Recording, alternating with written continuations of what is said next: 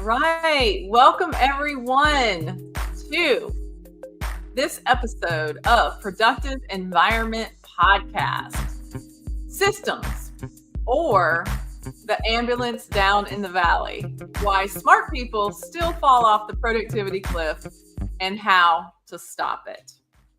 So welcome everybody. Everybody get settled in. If you're joining us from YouTube, Facebook, LinkedIn, wherever you are, get comfortable. We've got a great discussion for you today. Okay.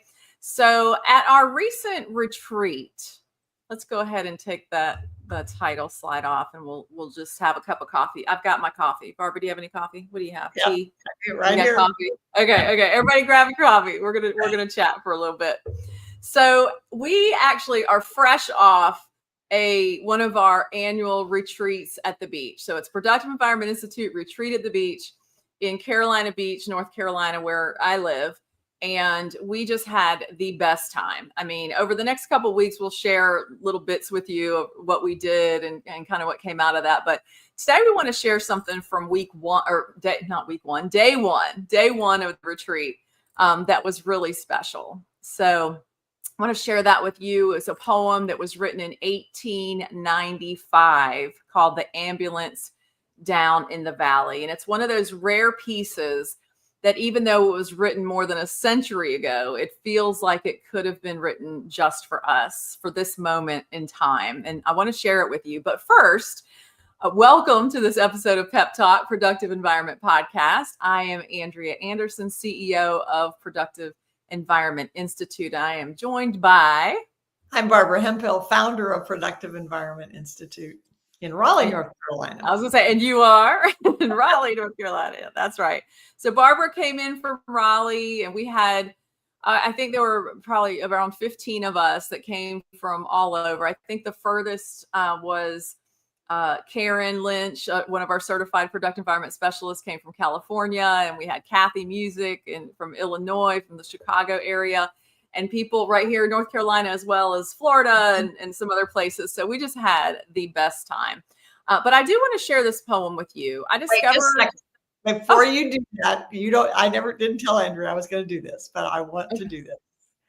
And that is, I want to just say this retreat was one of my dreams come true, because I dreamed when I started my business. I started 47 years ago, but when I'd been in it about 20 years, I really wanted a company that would exist when I was gone. And next month I'll be 79 years old. And it's like, okay, I know I plan to live to be a long time, but well, with the retreat, I had no idea what was going to happen. Andrea said, show up at 6:00 on Sunday. And that's what I did. And it was so amazing and I was more of a participant than anything else. It was just getting to be present there. But what was also exciting was that while we had people at the retreat, there were clients that we were serving around the world as well. And it just meant the world to me to see that Productive Environment Institute will continue regardless of whether I'm involved. So Andrea, thank you for making my dream come true. Oh, thank you, Barbara. Mine too. It truly was. It just, the format that we did this year was different than we've ever done before. And it was fabulous. And Barbara, thank you, because without you, we wouldn't be here, period. So the legacy that you began over, we're going, I realized in our marketing, we're going to have to change what we say, because we've been saying for over 40 years, ... Now we need to change it to for nearly 50 years, ... because this year was 47 years. So now we're nearly 50 years that Barbara has was a participant in launching the entire organizing and certainly the productivity industry. So yeah, it's been a fun ride. And we just had the best time with our group. In fact, let me share just a couple of pictures with you guys here. We were in a new venue for us, new to us. It was called the Sea Witch in Carolina Beach, North Carolina. And we just had the best setup. And I'm going to share with you a little bit about what we did on day one with these two guys. This is Demetrius and Josh. Josh is blind. He is the one with the toboggan on his head, and he's an entrepreneur. And Demetrius and Josh are workout partners. So I'll come back to some of those pictures here in a minute, but they're training partners. And I want to share with you how they are relevant to what we do. First of all, Demetrius has been part of our PEI team for about 15 years. In fact, he launched his business DFit based on Barbara's 5-step productive environment process. So let's get into this poem. So I first discovered this poem, The Ambulance Down in the Valley, over 30 years ago when I worked in the field of family preservation. We worked with the concept of family systems. Systems is a key word here. And we helped families create systems aimed at prevention. Okay, so to prevent a child from being removed from their home specifically. And I'd like you to listen and notice what this poem stirs in you, the pictures it paints for you, the feelings that come up, the parallels that you might see in your own life and work. So let's begin. It's called The Ambulance Down in the Valley by Joseph Mullins from 1895. 'Twas a dangerous cliff, as they freely confessed, though to walk near its crest was so pleasant. But over its terrible edge there had slipped a duke and full many a peasant. So the people said something would have to be done, but their projects did not at all tally. Some said an ambulance down. I'm sorry, I just got that. Okay, sorry. But their projects did not at all tally. Some said put a fence round the edge of the cliff. Some an ambulance down in the valley. But the cry for the ambulance carried the day, for it spread through the neighboring city. A fence may be useful or not, it is true, but each heart became brimful of pity for those who had slipped over that dangerous cliff, and the dwellers in highway and alley gave pounds and gave pence not to put up a fence, but an ambulance down in the valley.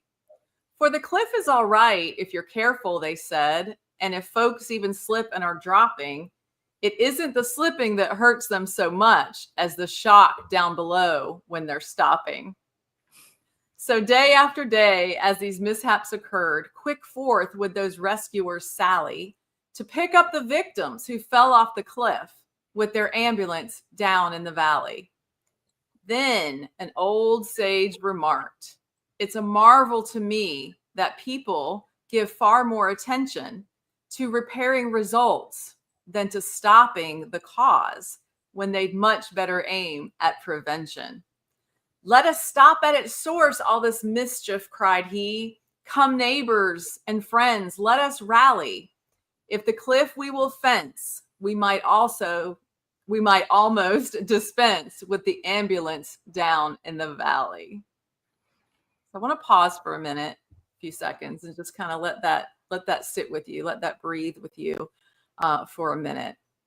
What stands out to you? We can take that off. What stands out to you when you hear those words? Where do you see yourself? Are you building fences?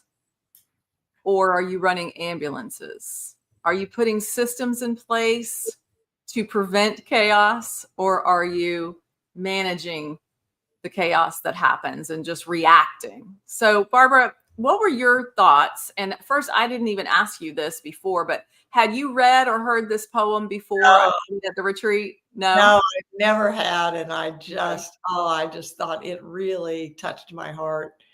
And of course, I always think about the principles that we've based PEI on all these years.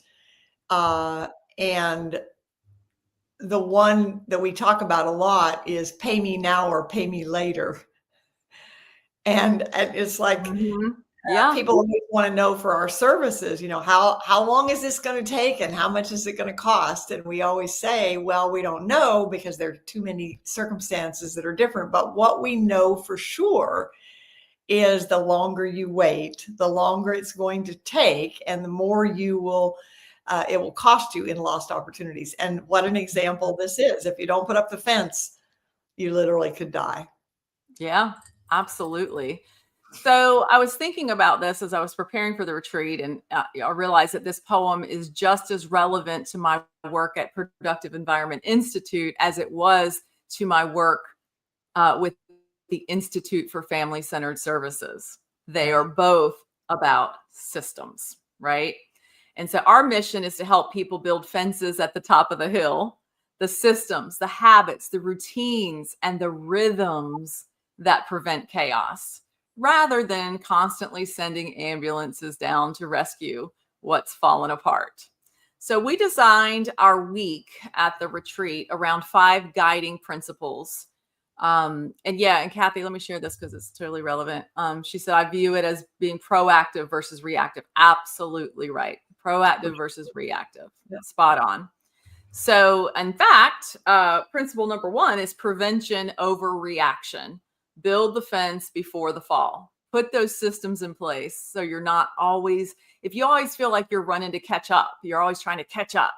That just means you need a fence. You need some systems in place. Okay. And when I say systems, this is principle number 2, systems, not Band-Aids. Okay. For those of you that are part of our community, your SOAR board, systemize, organize, action, and reference. Your SOAR board is a system, not a Band-Aid. The ART framework and ART comes from the art of organizing information. ART is action, reference, or toss. So your SOAR board, your ART framework, and daily rhythms, those are your fence. Exactly, Miss Ramona. Prevention over reaction. That's right. And you, Miss Ramona, and Kathy Music, the first comment, were both present at our retreat and had a absolute wonderful time. And they blessed us at our retreat as well. So yes, it was fabulous. Principle number 3, stewardship and responsibility. Notice where you tend to rescue instead of prevent. Are there things that are happening daily that, that maybe it needs a system? If you're, always having the same problem or same issue or running behind and you can't find your keys or, something's happening, then it may be a place that you need a system. So think that through. Compassion with boundaries. Protect your capacity to care by strengthening your structure. Protect your capacity to care. Everybody cared. People cared about the people that had fallen in the valley, into the valley. So they sent the ambulance. But let's strengthen that fence. Let's strengthen the structure so that we can avoid the fall. And then vision. One of the things we did at the retreat that related to that was it was a no tech retreat. That's right. Everybody commented about how much more relaxed we were, and we're such a frenetic society going so fast. And so strengthening your structure means getting sleep and taking care of yourself and all of that. So it illustrated. Yes. That's so true. We were very intentional this year to not be messing with PowerPoint presentations and projectors and this and that, everything going on. So it was really, really nice to just be present. I think the most tech we had was a speaker for you, Barbara, and Gina, one of our clients, to sing, and Ramona to share her story. And that was it. I think the only other thing we had was a TV that had a beautiful scene playing in the background. That was it. And it was so nice. It was so nice not to have to deal with the technology. And let me just point this out. We talk about, everything we do is technology related, right? Our SOAR board, systemize and organize with action and reference, is tech. It's tech. It's on our computer. It's on our phone. But we created a life-size SOAR board. And we made this, Barbara says clutter is postponed decisions. We made decisions and we physically moved people who were tasks personified or items, clutter personified. We physically moved them into this life-size SOAR board, and it was just so much fun. I'll share a little bit more about that a little bit later. But our 5th principle was vision before action. You can't build the right fence if you don't know where the edge is. So we need to know where we need those systems. So that's a something you can do is start thinking, okay, what's an area that I could systemize, so that I'm not constantly feeling behind. I'm not constantly looking for something. So that's an example of those of you, a lot of you on this have filled out the scorecard. If you haven't, we encourage you to do that. And on the scorecard, it asks you the question, what's the one thing that would make the biggest difference in your productivity? Whatever the answer to that question is critical, because if you know what that one thing is, maybe it's more sleep. In fact, I just talked with a client this morning that I worked with probably a year ago now. And when we did our first Vision Accelerator session, she wasn't getting enough sleep. Well, guess what solved it? Getting a new mattress. And I actually referred her to a mattress company that I'm familiar with.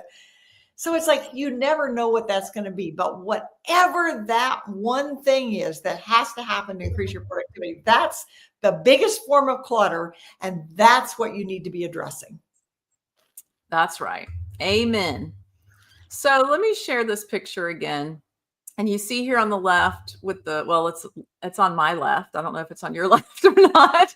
But you see Demetrius, and then you see Josh on the right on my screen, at least, with the toboggan. And so, as I mentioned, Demetrius is they're training partners, and Demetrius is a bodybuilder and Josh is blind, and they train together. And so this was relevant because we're all about creating a vision for what you need to accomplish.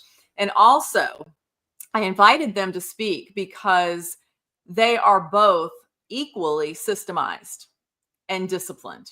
And so they were a really good intro to the activity that we did, which I'll tell you about in a second.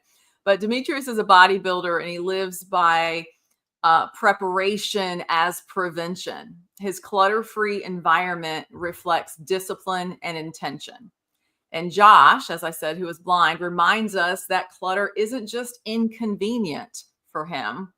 It can be dangerous, right? His safety depends on structure, consistency, and trust. And when I say trust, they work out together, and he trusts Demetrius to lead him into the right places and to do his workout. And we call their partnership the blind leading the buff. Right. You've heard the blind leading the blind. And we started out actually talking about them being the buff leading the blind. And it was my mom who said, how about the blind leading the buff? Because Josh leads Demetrius in ways, too, as well, having vision without sight. So anyway, together they demonstrate vision without sight, a partnership built on preparation, systems, and faith in the process, right? So their example reminds us that structure doesn't restrict us, it frees us. So as you listen to the rest of this conversation today, I want you to reflect for yourself. How do you navigate when you can't see the outcome? We're talking about putting systems in place to find, organize your paper and your email. Well, how do you navigate all that when you can't see the outcome yet, right? And where could teamwork, preparation, or prevention bring you greater peace and freedom? So give that some thought. And Barbara, do you want to chime in on that? No, let's go on to the next one. I want to share about the blindfold experience. All right. So as you see, they were our kickoff speakers. And then we used their situation as an example for how we work with clients, right? So sometimes you may feel like you're blind. We talked about it at the retreat, being clutter blind, that maybe you have so much clutter that you become blind to it. You don't even see what's there anymore. That's, a bigger example. And then also just from the day to day, if you are looking for something, you can't find it because it's under a pile somewhere, you're blind to it. So what we did is, let me just come in here. If you look at this picture, I believe that's Denise in there that's blindfolded. So look at the person sitting at the table. We blindfolded one person, and then we added a coach. Karen here is the certified productive environment specialist in this example. And then I shared just different types of clutter. So for instance, I would say, okay, Denise, this is your electric bill that you paid 2 weeks ago. What do you want? What do you do with it? And there was no structure. there was no structure. First of all, she was blind to it, and there was no structure. She had no system in place, right? So the blindfolded client had to make decisions about random papers, objects, tasks with no system, no categories, and no clear direction. The result was funny. The result was hesitation, frustration, guessing, and most often, Barbara, do you remember this? The most common thing that was said was, I'll just put this over here. And a pile was created throughout this whole exercise. I'll just put it over here. Because, meaning on the desk, I'll just put it over here. And then the next person came up, I'll just put it over here. And a pile happened. And that is exactly what happens. There's Ramona and Kathy right here. So that is exactly what happens in real life, isn't it?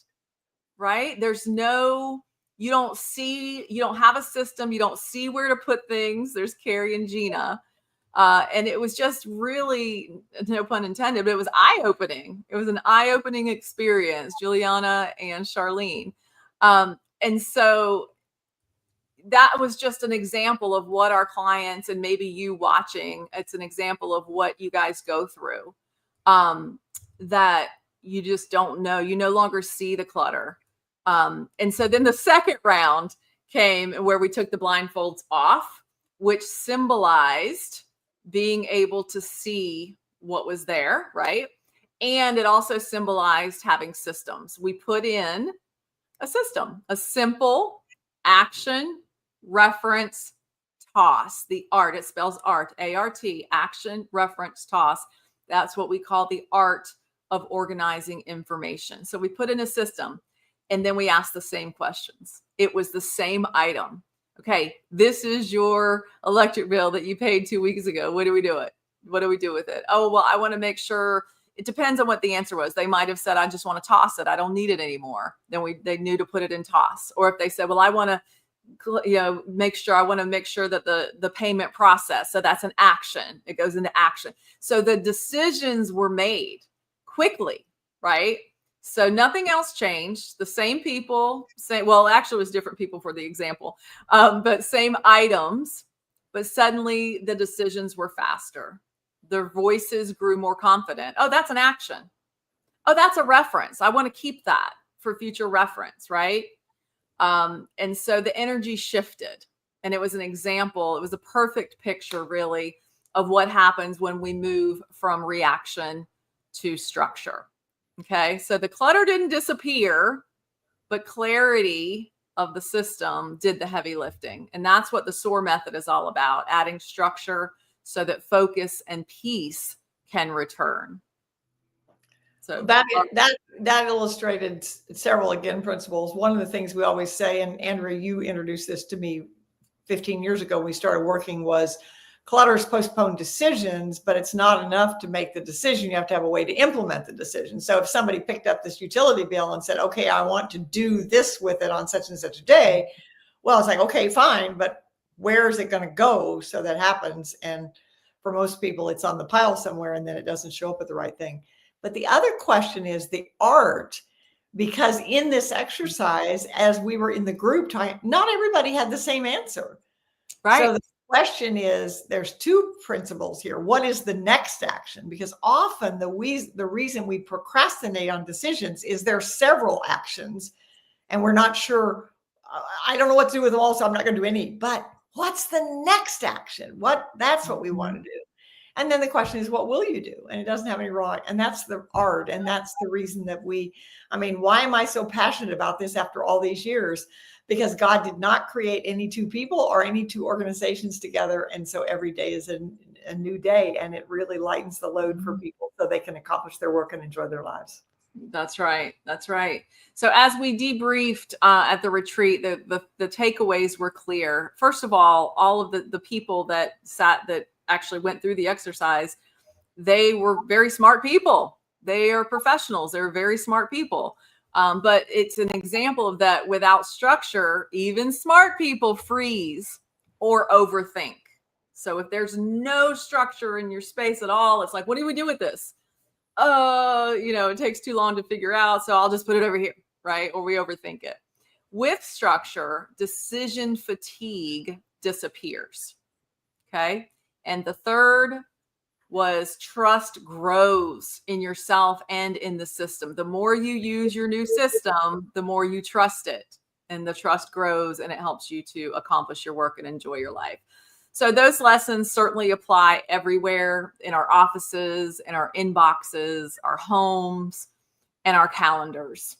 So that's why we focus at Productive Environment Institute. We focus on systems like the SOAR Board, systemize and organize with action and reference, to organize your tasks, your time, things you want to keep for future reference, pretty much your life. The SOAR Board is a tool to help you really organize your life so that you can find anything that you filed, whether it's online or offline, in seconds. And that, when I say offline, Barbara's secret sauce that she created almost 50 years ago, the file index, right? It's like Google for your paper, where we can teach you how to find a document in your physical filing cabinet. People, they always ask, do you mean scanning? No, in your physical filing cabinet, as quickly as you can find something on Google or in your computer by an electronic search. Okay, so that is a system that we teach that nobody else teaches, and it's pretty amazing. So that's a tool, that's a system. And then, as I mentioned before, the art of organizing information. Art spells action, reference, or toss, to simplify decisions anywhere. So if you remember nothing else, remember the art of organizing information, ART. If you go get the mail out of your mailbox today, or check your email, and individually make a decision about each item you see. If you're looking at your mail, you can say, is this something I need to take action on? Is this something I need to keep for future reference? Or can I toss it?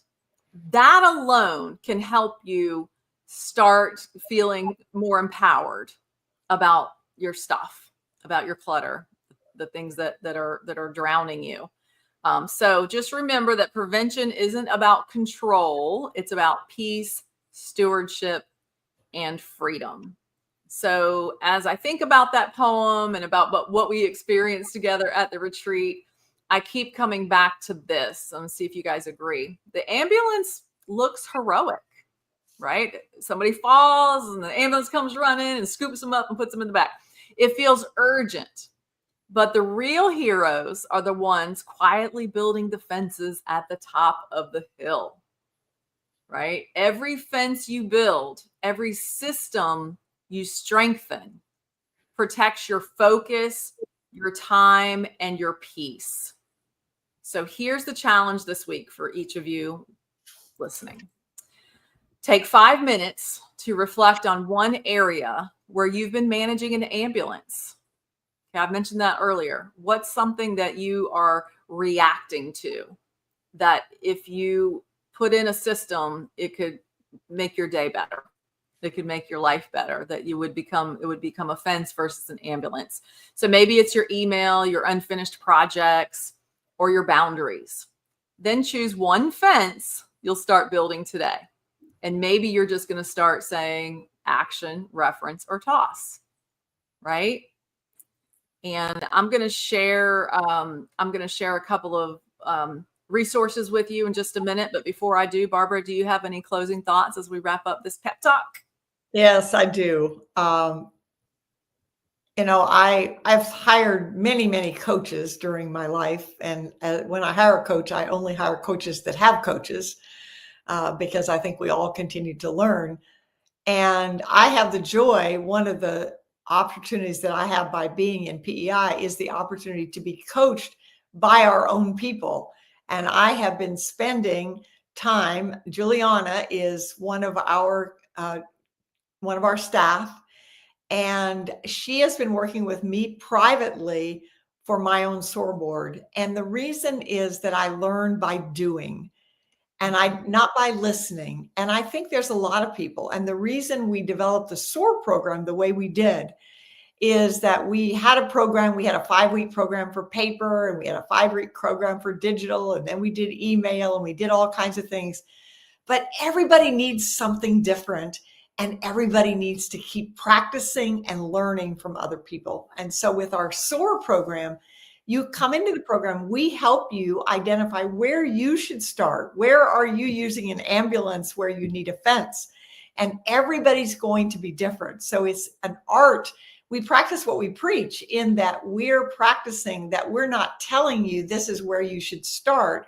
We're asking you, where do you want to start? And then we're giving you a way to practice over and over. And so I personally am practicing to continue to get better every day. And I will continue that as long as I live, because I believe as long as we have breath, it's not too late to learn.